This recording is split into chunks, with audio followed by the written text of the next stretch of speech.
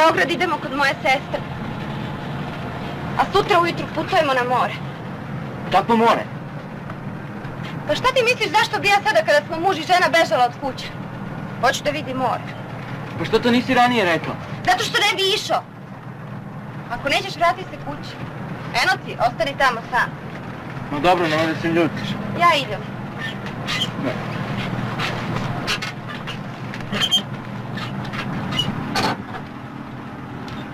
Tata, kad budemo došli u Beograd, ćemo opet ići u zoološki vrt. Ja šta viš.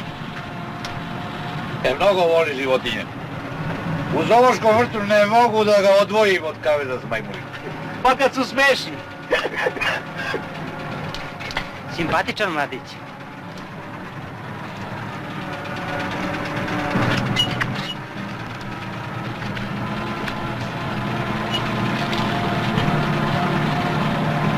Sram te bilo! Zar se to radi pred ovoliko ljudi?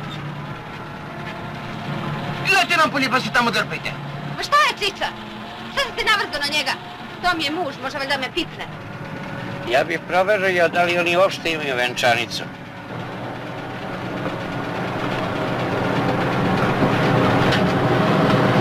Pokažite venčani list. Ajde.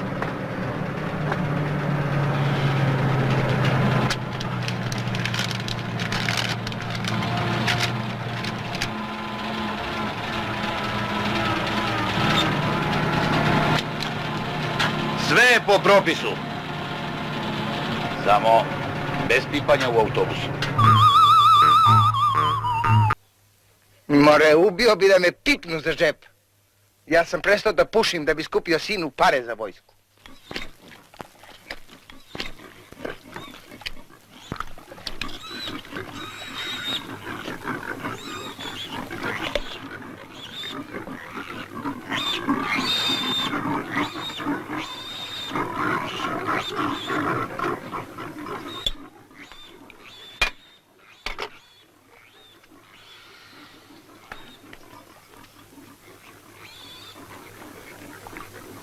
Ako imate vremena, kupite mi čak soli pa će prebiti od ovoga. I ja šta, brate? Mlada, evo ovako. Ako je to zrno pasulja, ja tebi 10 dinara. Ako nije, ti meni 5. Važi. Ajmo još jedno. Čuvajte se, mlada. Lopuže su to. Izgubit ćete sav novac.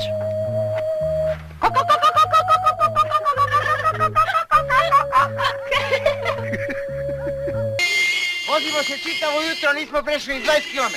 E pa kome se žuri, nek nastavi pet. More barak. Tata, držio.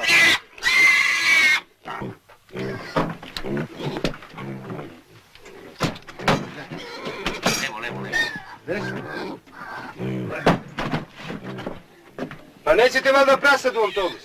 A gdje da ih stavim, na krov? Svašta.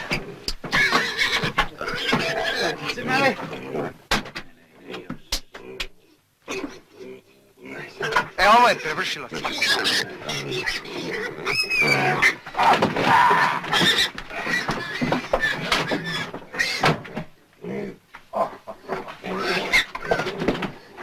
Pa znaš ti da se u Beogradu više zaradi na jednom prasetu nego na svim vašim kartama? Olazak! Ajde! Aj, meso. Ajde.